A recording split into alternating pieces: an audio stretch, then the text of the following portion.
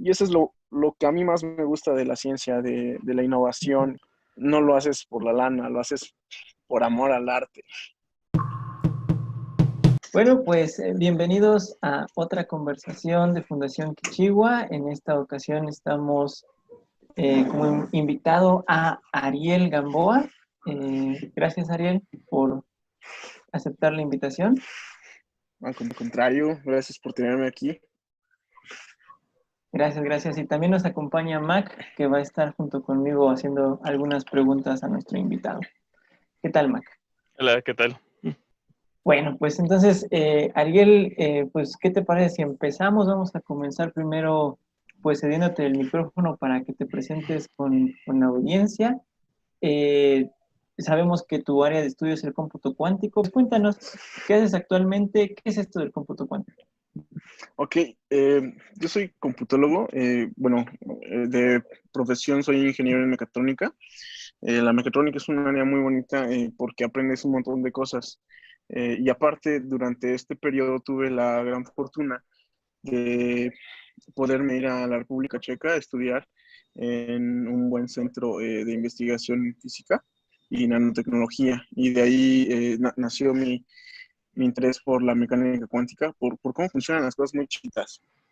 Y posteriormente, ya ahora soy computólogo, es decir, estoy estudiando maestría en ciencias de la computación, que es la parte matemática de las computadoras. Y ahora estoy haciendo algo que se le llama Quantum Machine Learning o aprendizaje de máquina cuántica, en el cual bueno, en este proyecto utilizamos análogos de redes neuronales, que quizás es algo que ya conozcan.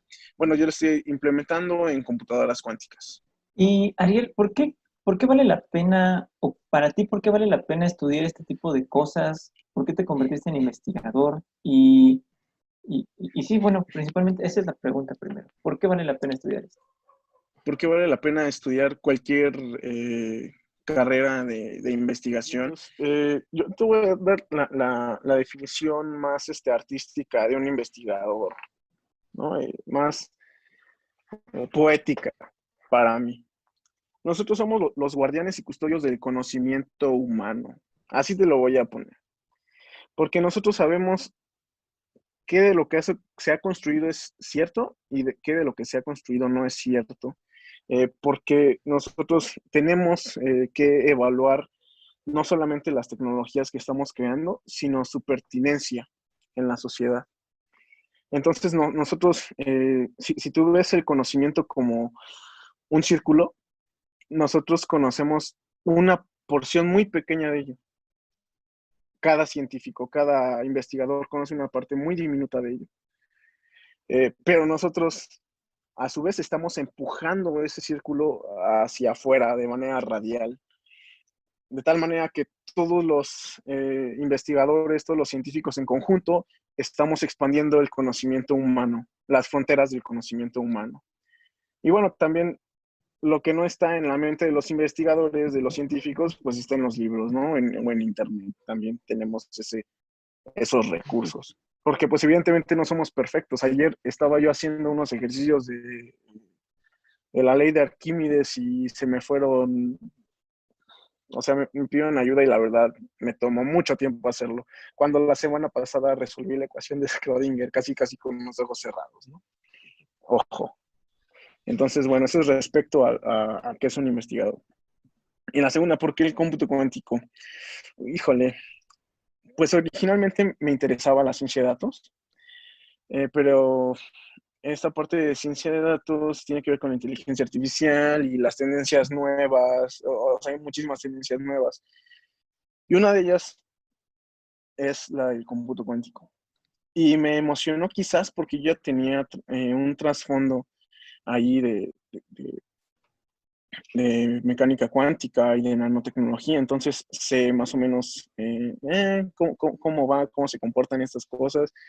Pues me puse a investigar un poquito y creo que se convirtió un poco más en un reto porque la verdad no entendía mucho, pero después de ello, pues me di cuenta muy felizmente que algo que yo creía que iba a ocurrir, pues que sí ocurría, que podía unir estas dos cosas que me interesan muchísimo, que es la nanotecnología y el cómputo cuántico. Utilizando computadoras cuánticas, puedes simular moléculas. Y entonces con estas moléculas lo que a mí me interesaría hacer es simular qué compuestos, qué moléculas transmiten mejor, o bueno, transforman mejor la energía solar, los fotones, en energía eléctrica. Súper, suena bastante interesante. Mac, tú me comentabas que tienes mucho interés en platicar con Ariel porque precisamente el cómputo cuántico era lo que te había pues llamado la atención para meterte a esta cuestión educativa. Así que, pues no sé si tengas ahorita alguna pregunta para Ariel. Sí, de hecho, me quería preguntar sobre tu forma de aprendizaje. O sea, hay gente que prefiere más como los cursos, o sea, de que alguien le enseñe las cosas, y hay otros que por el otro lado son más autodidactas. La mayoría de la gente es como de mi parte y parte, o sea, pero por ejemplo, ¿tú qué cosas has aprendido de forma autodidacta y qué tanto has aprendido de forma que alguien más te lo enseñó? Pues en general, la parte donde soy autodidacta es en la teoría de información cuántica. Y ahí no es fácil tener a alguien que te enseñe, porque es conocimiento muy de nicho. Mm. Pero lo que sí he podido aprender de otras personas, incluso hay una gran comunidad para aprender, es en la programación como tal. Eh, Utilizar las computadoras cuánticas de IBM, por ejemplo. La plataforma de Qiskit es genial. Hay tutoriales para todo. Entonces, pues básicamente así. Teoría de información cuántica y mecánica cuántica autodidacta, pero programación en comunidad, Ok. 100%. Este es un tema que es complicado, o al menos que no es tan común para el grueso de la población. Me imagino que una de las partes más importantes son los materiales con los que uno de pronto aprende, ¿no? O sea, están los papers, pero ¿acaso también hay innovación en recursos educativos para esta área? Oh, ¿Cómo ya, ha sido tu experiencia? excelente. Cuando yo comencé a aprender esto, me voy a escuchar como cuando mi papá me decía de las tarjetas perforadas, ¿no? Que él es programador y él me decía, no, es que en mis tiempos no había recursos, no podías correr tus propios programas como ahorita, que abres tu terminal y bien bonito. Pues cuando yo empecé no había tutoriales de Qiskit, que fue hace año y medio, incluso antes. Eh, y pues literal tenías que ver un poco por aquí de teoría de la información y un poco por acá de meterte ya no a la referencia, porque no existía, sino al código fuente eh, de Qiskit, por ejemplo, ¿no? Y pues entenderle y talachearle, ver los ejemplos que te podías plagiar y, y pues de ahí construir tu conocimiento. Pero justo, ves que nosotros nos hablamos hace como 3 semanas y te dije, espérame, 2 semanas completas porque voy a estar en una Summers, con una escuela de verano, precisamente patrocinada por IBM Qiskit. Bueno, esa experiencia para mí fue brutal porque me di cuenta de los recursos que hay ahorita. Te voy a poner un ejemplo. Yo cursé mi materia de computación cuántica hace exactamente un año, en el segundo semestre de 2019. Y realicé algo que se le llama el algoritmo de Shor y el algoritmo de Grover. Lo vimos de manera teórica, pero si tú buscabas materiales para implementarlo en una computadora como tal, para hacer una implementación, no lo encontrabas. Y ahorita, en la semana 1, fue lo que hicimos en los primeros 4 días. Y estás hablando de una escuela de verano que tuvo cerca de 5,000 participantes. O sea, no es una escuela que haya sido elitista y que haya buscado que tú ya tuvieras formación en física o formación en computación, que supieras programar en Python, por ejemplo. Entonces, esto habla acerca de los recursos que se han hecho y aquí es donde quiero hacer como el showcase de la comunidad. Porque esto es a lo que le ha apostado Qiskit e IBM. Y creo que ahorita estoy muy sesgado porque la escuela de verano acaba de ser ahí. Entiendo que quizás hay otros grupos que no conozco personalmente, pero creo que deben existir como la comunidad de Quantum Hispano o Quantum Information and Science and Information in Latin America, que de hecho es un grupo que lidera el doctor Venegas. Pero estos compadres de Qiskit son los que han avanzado en el código para que sea más fácil implementar algoritmos cuánticos, que han hecho toda esta parte de construir el conocimiento. Bueno, no construirlo, sino condensarlo y también replicarlo. Entonces creo que ha habido progresos gigantes en el transcurso de 6 meses o un año. Ok. Hay una duda medio interesante que a mí me pasa todo el tiempo. O sea, yo soy principalmente autodidacta y es como de que, ok, o sea, surge algo nuevo, por ejemplo, la cuestión de computación cuántica o la cuestión de machine learning, deep learning o lo que sea.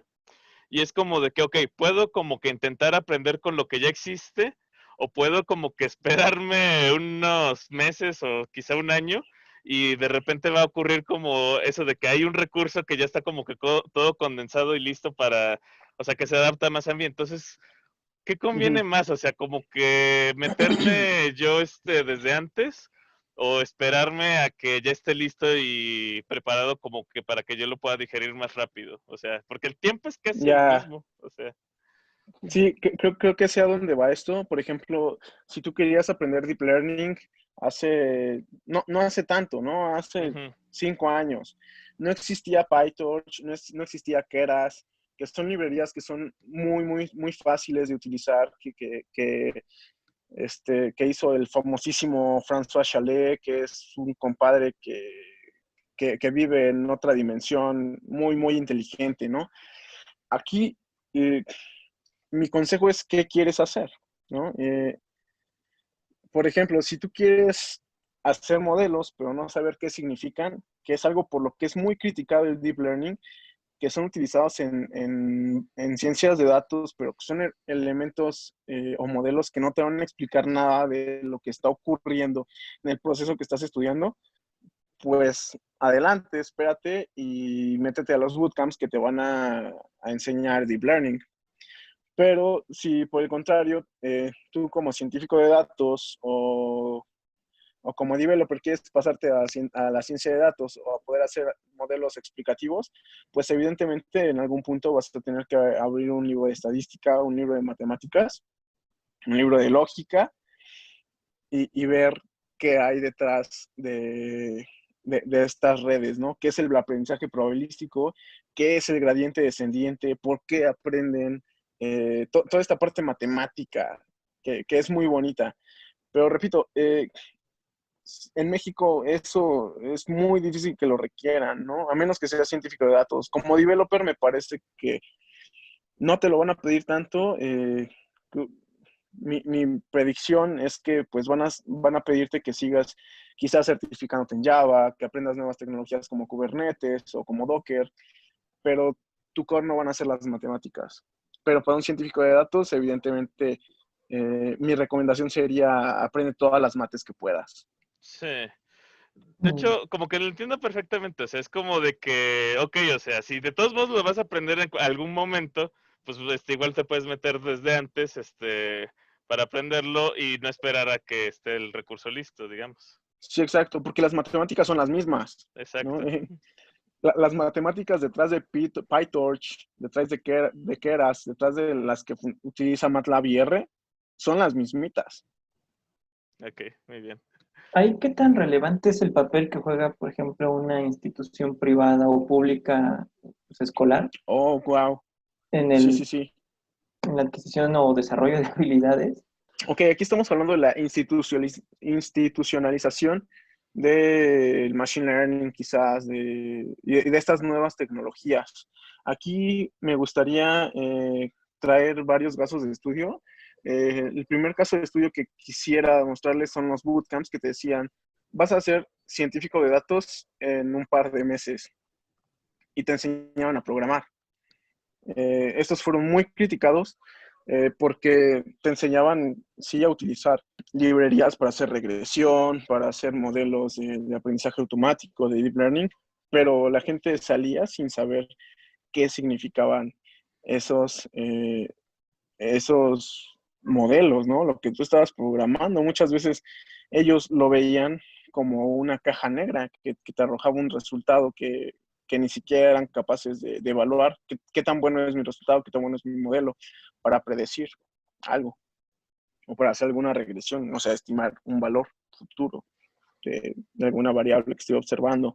Entonces surgieron movimientos como el Data Pop, que es mi ejemplo favorito, eh,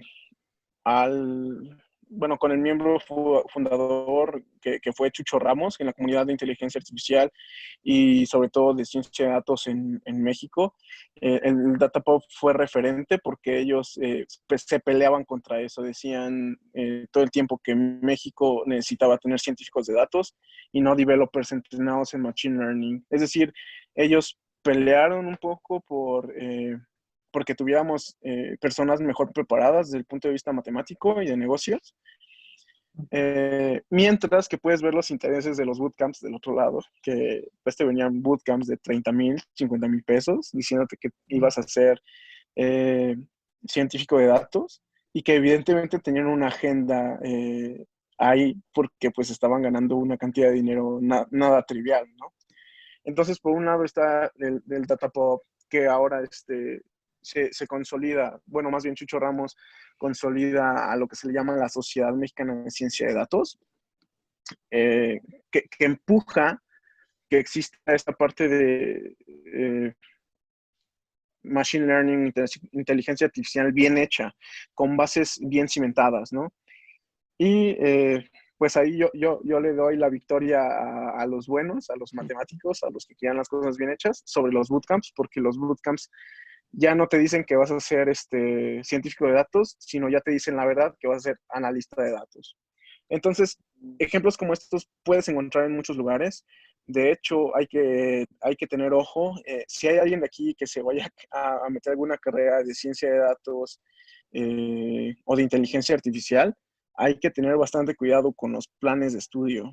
Les recomiendo bueno, igual y es sesgado, pero una recomendación que les hace yo como servidor es que acudan a la Sociedad Mexicana de Ciencia de Datos, vean a la Reunión Internacional de Inteligencia Artificial y sus aplicaciones, que son dos entidades ahí que incluso tuvieron roces, no lo escuchaban de mí, pero eh, tienen puntos de vista muy diferentes acerca de lo mismo y la industria, ¿no? Entonces, hay que ver un poco de qué se está haciendo por ejemplo, en el control automático de drones, qué está haciendo Tesla Motors con sus modelos de aprendizaje profundo, y con base en ello, determinar qué es lo que quiero hacer o qué me gusta y qué herramientas necesito, ¿cierto? Porque pues si únicamente te vas a dedicar a hacer deploy de modelos y no te interesa, vuelvo a lo mismo, pues no estudias las matemáticas y más si te dan flojera. ¿Cómo es que funciona? Si lo podrías explicar un poco más a detalle. ¿O cómo es que, que has visto que funciona el proceso de innovación dentro de la industria? ¿Y qué es lo que tendríamos que estar aprendiendo o estar enseñando para, pues sí, ser parte de él? Ok, bueno, primero tenemos que tener en cuenta qué es lo que busca la industria, ¿cierto?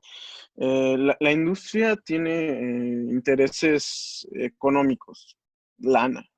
Entonces, si tú le dices a una persona que le vas a construir un sistema basado en blockchain, con inteligencia artificial, que tenga big data, lo que le va a costar 30 millones de pesos y que va a ver el retorno en 5 años, esta persona, depende de dónde sea, te va a decir que sí o que no. Si está en México, tristemente te va a decir que no vale la pena. Pero si estás en otro tipo de economías, por ejemplo, en Estados Unidos antes, yo creo que el boom del Valle del Silicio ya pasó, pero ese es un tema personal. Pero creo que ahora los hubs de innovación, por ejemplo, en Singapur, en países nórdicos, en Israel y en algunos otros países de Oriente Medio, sí podrían llegar y decirte, quiero esto, porque apuestan más a la innovación. ¿Y cómo funciona eso? Hay unas cosas que se llaman TLRs. que es un concepto que creó la NASA en los 70s u 80s, porque ellos tenían que evaluar qué tipos de qué tecnologías podían incorporarse a hacer sus spacecraft, ¿no? A hacer sus naves espaciales. Entonces ellos crearon esto que se llama TLR, en el cual es un marco de referencia que te dice, si tú únicamente tienes la idea de algo, es en un TLR1, un TLR0 me parece. Yo creo que luego dejamos los leaks porque no tengo muy frescos si los TLRs van de 0 a 7 o de 1 a 7, pero es un marco de referencia que te dice, si tú únicamente tienes la concepción de la idea es tal, y le falta mucho para poder aplicarlo. Y conforme vas avanzando, es una tecnología que ya ha demostrado estar más lista, por eso TLR es readiness, qué tan lista está. En algo, en algún intermedio es donde haces pruebas de concepto. Y esto puede ser aplicado a cualquier tecnología, no solamente al cómputo cuántico. Pensemos en los microprocesadores. No todo el tiempo fueron tan confiables como lo son ahora. Pensemos quizás en los mismos cohetes de Tesla Motors, de SpaceX, perdón, que acaban de aterrizar, ¿no? Que es una maravilla ingenieril, pero que hace 5 años, 10 años era algo que estaba en un TLR muy bajo y que ahora ya es el TLR que está demostrado que se puede hacer. Entonces, bueno, si nosotros queremos formar personas para que, así nada más, para que se dediquen a innovar en México, pues nos vamos a encontrar con algo muy chistoso. Es que ya lo hacemos. En México estamos generando muchísimos ingenieros, estamos generando, no sé bien los datos o qué porcentaje, pero generamos, teniendo menos población que los Estados Unidos, generamos más ingenieros que los Estados Unidos. Aquí lo que tenemos que ver y tener cuidado es cómo funciona nuestra economía. Y esto es interesante porque como tecnólogo, me he dedicado a ver un poco más, a voltear más hacia la sociedad, porque es la única manera en la que entiendes cómo es que teniendo tantos ingenieros no tenemos una cultura de innovación tan grande. Y esto es por el tipo de industria que tenemos en México. En México tenemos básicamente servicios. La industria de software es, pues ahí va, hay algunas cosas originales, pero realmente que tú digas, hacemos innovación, no creo. De hecho, Para quería ti, ¿qué es? complementarte un poco con eso. Lo que dices yo soy desarrollador de software. Me acuerdo que un Ajá, compañero me decía que hacíamos maquila, o sea, es como si hiciéramos sí, tela de software, o sea, es software a la medida, pero pues en realidad no tiene nada especial. exacto. Bueno, para empezar, qué bueno que tomaste el comentario como es, ¿no? Sí, Al contrario, yo admiro mucho a los desarrolladores mexicanos. Hay grandes desarrolladores, científicos de datos, arquitectos de bases de datos mexicanos que son muy, muy, muy buenos. Eh, pero como tú dices, es como si nosotros fuéramos maquila al 100%, porque hay un problema, hagamos una analogía para el público. Llega una persona a pedir un traje y nosotros somos muy buenos para hacer el traje, pero nosotros no hacemos la tela, nosotros no hacemos más que pues cortar las cosas que ya están, que ya crearon otras personas y entregar la solución, pero no hacemos la tecnología que viene detrás, esa la consumimos. exacto.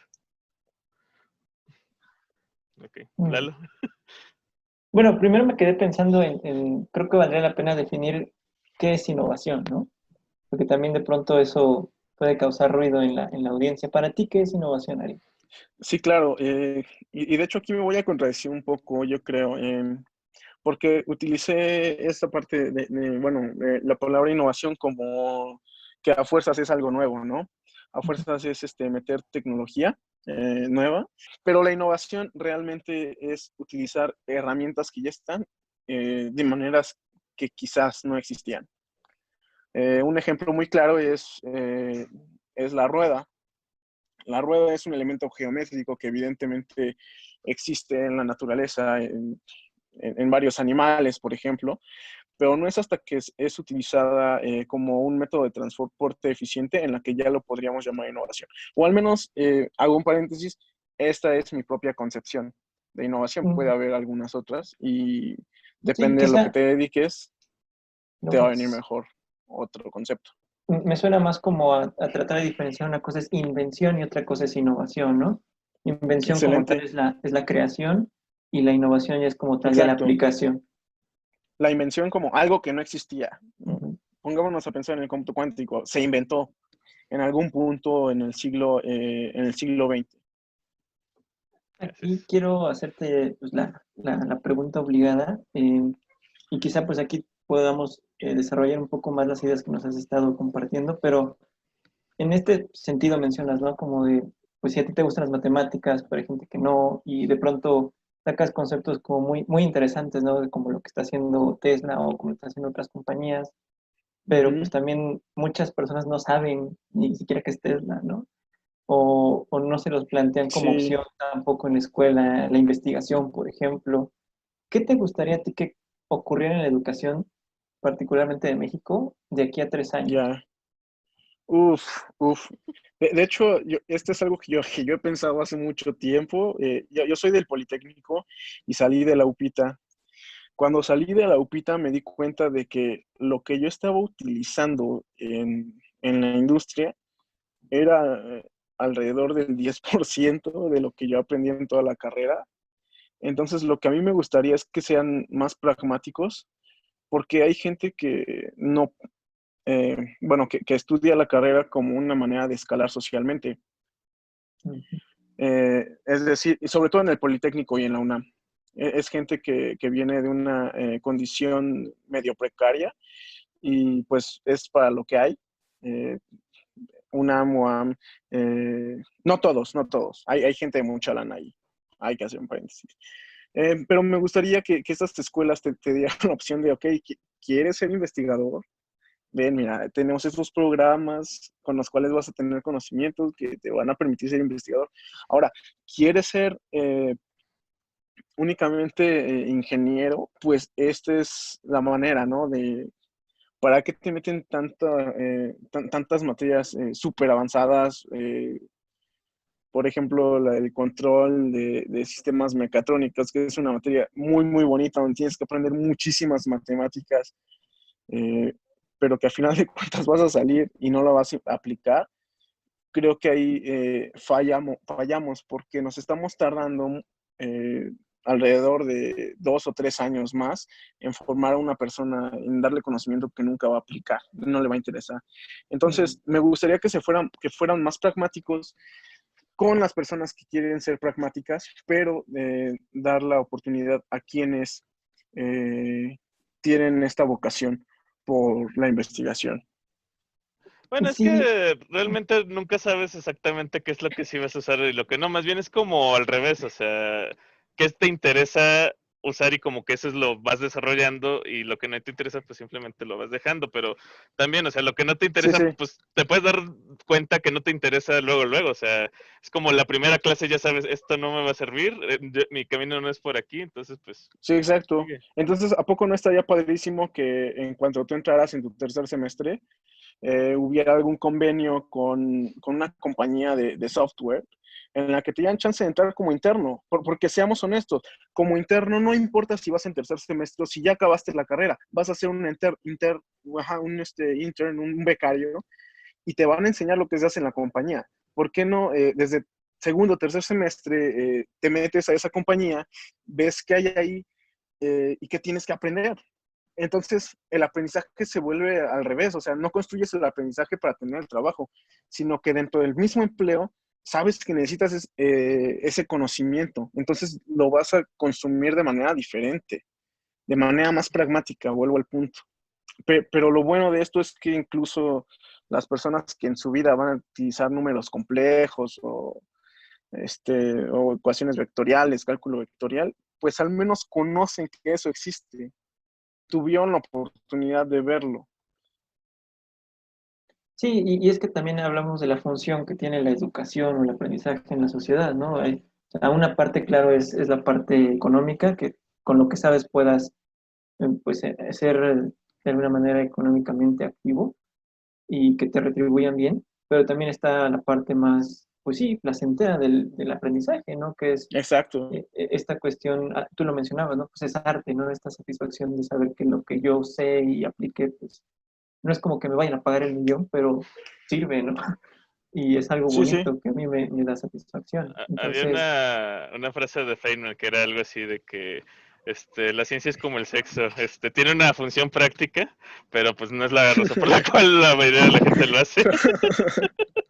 eso es todo, güey. voy de acuerdo, voy de acuerdo. Y aquí Sí. quisiera retomar una plática que tuve con uno de los premios Turing del 2018, no, del 2019, con Joshua Bengio, un profesor de Deep Learning, justo en la reunión internacional de inteligencia artificial y sus aplicaciones del año pasado. Yo estaba sentado atrás de él y terminó su plática y le toqué el hombro y me volteé a ver y le digo, oye, ¿qué se siente ganar el premio Turing? Porque ganar el premio Turing es el equivalente de ganar el premio Nobel para los computólogos. Y entonces él me volteó y me dijo, it felt great for like 2 days, but then I just continued with my life, you know. You don't do it because of the prizes, you don't do it because of the money, the awards. Y eso es lo que a mí más me gusta de la ciencia, de la innovación, que no lo haces por el dinero. Evidentemente no es donde hay más dinero, excepto si vives en Nueva Zelanda. En México definitivamente no es donde hay más dinero, pero no lo haces por la lana, lo haces por amor al arte.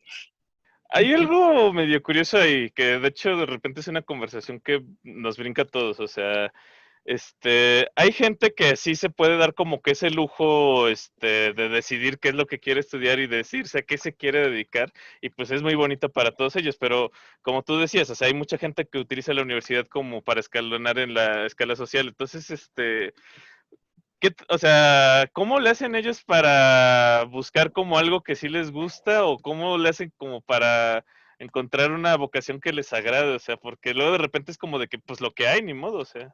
Algo bien importante es que ponte a pensar en todos los científicos, en todas las personas que han creado conocimiento en el mundo, es que ellos eran de lana desde que nacieron. Eh, Sócrates, Aristóteles, los antiguos filósofos, ellos no eran campesinos, porque si ellos hubieran sido campesinos, pues con la pena hubieran tenido que arar el campo 12 horas diarias, si no hubieran tenido chance de sentarse abajo del templo a pensar, a acariciarse sus barbas, a decir qué está ocurriendo con quién soy, qué es el etos, qué es la moral, ¿no?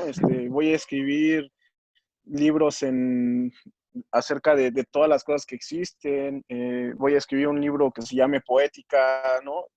Definitivamente no hubieran podido, ellos eran de lana. Y eso es una tendencia que siguió durante prácticamente toda la historia, salvo quizás la actual. Y digo entre comillas, porque, bueno, piensa en Laplace, piensa en Bernoulli, todos ellos eran hijos de gente muy acomodada, que eran los únicos que tenían acceso a la educación. Entonces, pues ahora ya hay más acceso a la educación, e incluso yo, que no soy de una familia con muchísimo dinero, puedo estudiar, pero sí te puedo decir que yo estuve a punto de no hacerlo precisamente por la necesidad económica. Yo mismo, ¿no? Y siendo que soy de una familia que no nos faltó nada, pero evidentemente yo entré al Politécnico para escalar en la pirámide social, no entré para hacerme científico, pero gracias a que tuve un colchoncito económico por aquí y por allá, que mis padres me pudieron apoyar a comenzar la carrera académica, es que puedo ser investigador. Entonces, sí, evidentemente hay un gap que no les permite a todos ser científicos, investigadores y pensadores. Eso es algo importante, que decimos que hay mucha igualdad y todo, pero no es verdad, no es verdad, no todos tenemos las mismas oportunidades. Yo creo que eso es cierto, tienes toda la razón en decir que hay mucha diferencia. Yo creo que ahorita muchas barreras se han caído por la cuestión del Internet, por esta Sí, sí, misma tendencia a tener más comunidades mucho más abiertas, de bajo costo, gratuitas. Digo, quizá el único que diríamos es que tienes que tener Internet, etcétera, y una computadora.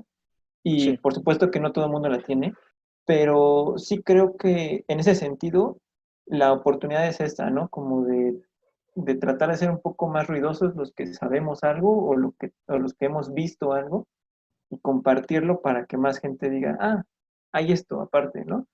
Y de alguna manera Sí. pues lo vayan también incorporando pues a su vida y a sus intereses, ¿no? Quizá en estos momentos, hablo de los jóvenes, no tengan el chance de meterse de lleno a estudiarlo, pero quizá después de que logren cierto nivel o una meta Ujú, económica, pues ya después digan, ah, ahora sí, ¿por qué no, no? exacto. Ujú. Voy de acuerdo con eso que dices, que seamos más ruidosos, es lo que tenemos que hacer. Y por eso es que le doy tanto valor a experiencias como estas, en las que pues tengo la oportunidad de platicar contigo, ¿no? Con Mike, bueno, con Macbert, perdón. Igual soy Meg de todos modos. Bueno, la tiene 2 de 2. Con Mariano, ¿no? Que fue otro podcast que quedó padrísimo, también me gustó mucho. Y voy a aprovechar la oportunidad para hacer una publicidad descarada de los diálogos de los chicos rata, ¿no? Que es un podcast en vivo con 2 amigos que son economistas.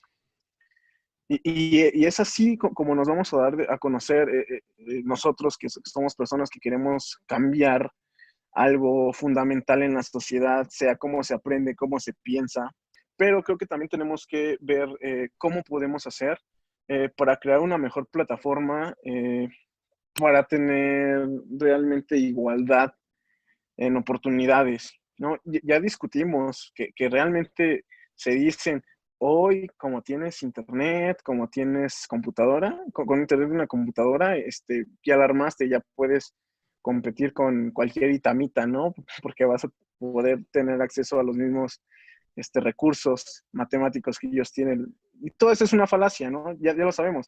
¿Por qué? Porque quizás tú eres un chavito del campo que se está tronando los dedos porque no sabes si mañana vas a comer, si vas a tener techo.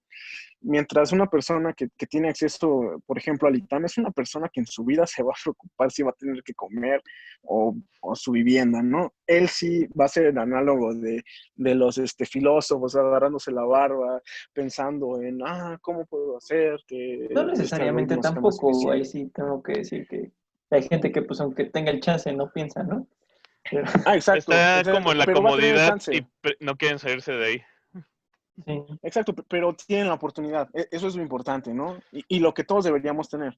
Si realmente queremos que haya igualdad de oportunidades. Si no quieres hacerlo, adelante, qué chido. O sea, es libre albedrío, pero no hay oportunidades. Sí, tiene razón. Sí. Buscar como dices, la verdadera igualdad de oportunidades, ¿no?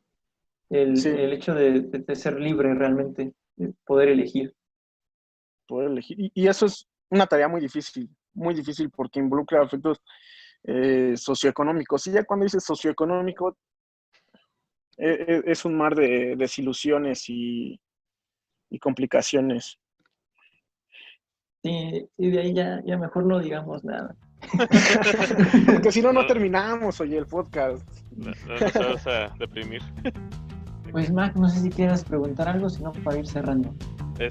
No, yo estoy bien ya. Gracias. Vale, pues Ariel, ¿algún mensaje con el que quieras dejar a la audiencia, despedirte? Pues únicamente, como cerramos todos los diálogos de Chicos Rata, gente, todos los que estén escuchando, aprendan a pensar por ustedes mismos, ¿no? Sobre todo ahorita es una capacidad que es necesaria, ¿no? En crisis, en tiempos del Big Data, en tiempos de fake news, hay que saber lo que es verdad, lo que no es verdad, hay que informarnos de muchas fuentes y formar nuestro propio criterio. Y para eso están estos espacios. Muchas gracias por invitarme. Me la pasé muy bien y creo que el contenido espero que sea suficientemente bueno para tu audiencia. Y pues bueno, sin más, pues me despido. Gracias por estar aquí, Ariel. Nos encantó platicar contigo.